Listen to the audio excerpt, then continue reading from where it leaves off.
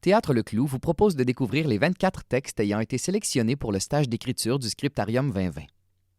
Cette année, les auteurs et autrices de secondaire 3 à 5 se sont inspirés d'une sélection d'œuvres proposées par les commissaires Nathalie Bondil et Jean-Luc Murray. Bonne écoute. Le prochain texte est inspiré de l'œuvre du Musée national des beaux-arts de Québec, Time Man, de l'artiste Suzanne Derry. Il a été écrit par Jade Bourbonnais dans le cadre du Scriptarium 2020. J'ai plus le temps.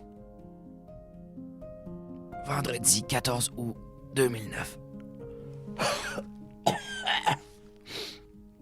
Tant qu'à rien foutre dans une chambre d'hôpital qui sent le malade, avec la nourriture qui goûte à rien, puis attendre de mourir à petit feu. J'aime mieux perdre mon temps à écrire dans le carnet qui donne gratis sur ma table de chevet. Quand j'étais jeune, on cultivait la terre. C'est dans le temps où on devait encore traire les vaches à la main puis que les adultes fumaient une vingtaine de cigarettes par jour comme des cheminées. J'ai pas pu m'empêcher d'essayer cette marde-là, puis maintenant, à 53 ans, je pognais avec un cancer des poumons. Des bruits de pas qui résonnent de plus en plus nettement aux oreilles de Joseph le sortent de son monde. Tout à coup, on entend frapper à la porte. Sans même qu'il ait le temps de répondre, la porte s'ouvre en coup de vent. Hey, comment ça va, mon vieux Joe? Ça fait longtemps qu'on s'est pas vu. Salut Pierre. Tu sais que t'es pas obligé de faire comme si ça faisait une éternité qu'on s'était pas parlé. Tu viens me rendre visite presque à chaque jour. Mais je sais bien, mon Joe, mais tu me connais, je suis faite de même. Part de ça, c'est fait de bon? Tu croiras pas ça, Pierrot? Je me suis mis à l'écriture. Avec les grosses journées que j'ai à rester dans mon lit, fallait bien que je m'occupe. En parlant de ça, j'ai réfléchi, puis je me suis dit qu'il fallait que tu sortes d'ici. Hein, tu peux pas passer la fin de tes jours enfermé entre quatre murs comme ça, voyons donc. Là. Ah ouais, pas le temps de niaiser, je t'emmène faire un tour. Pierre se retourne et d'un pas convaincu quitte la pièce avec l'intention que Joe le suive. En vitesse, Joseph prend son manteau, rejoint Pierre qui est déjà rendu au fond du corridor. Mais on s'en va où?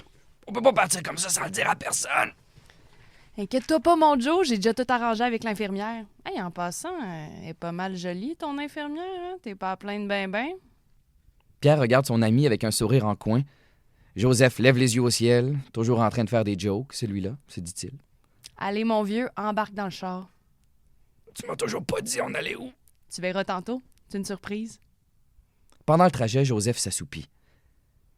Les sons de la radio, le bruit continu de la gravelle sous les pneus de la voiture et l'air frais qui passe à travers l'ouverture de la fenêtre l'endorment. Désormais hors du centre-ville, ils peuvent observer le soleil se coucher au loin et le ciel devenir de plus en plus sombre. Il doit être 20 heures environ, et ils arrivent à destination. Pierre secoue doucement l'épaule de Joseph. « Joe, hey, réveille-toi, on est arrivé. » On est où? Dit Joseph, les yeux à moitié ouverts, encore un peu endormi. « À la campagne. Je t'ai emmené regarder les étoiles. Hey, tu m'en as tellement parlé souvent, des souvenirs qui te rappellent ton enfance à la ferme. Fallait bien qu'on y aille ensemble un jour, puis ce jour-là, c'est aujourd'hui. » Pierre part le feu pour faire un peu de lumière, et les deux amis s'installent sur la couverture qu'il a apportée. Malgré la noirceur, Pierre est capable de percevoir la fatigue de Joseph. Ses mouvements sont lents et lourds, comme s'il venait tout juste de faire un effort physique, et sa respiration est calme et profonde. Le feu à leurs pieds les réchauffe de la fraîcheur de la nuit. C'est fou comment les étoiles sont minuscules et à la fois gigantesques. Te rends-tu compte à quel point on représente rien dans ce monde, Pierre? Sur ces paroles, Joseph ferme les yeux. À ce moment, on n'entend plus que le crépitement du feu et l'unique respiration de Pierre. Un texte de Jeanne Bourbonnais, de l'école secondaire Cardinal Roy.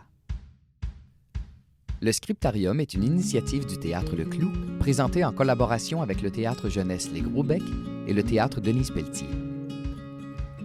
L'édition 2020 est rendue possible grâce à la généreuse participation du Musée des Beaux-Arts de Montréal et du Musée national des Beaux-Arts de Québec.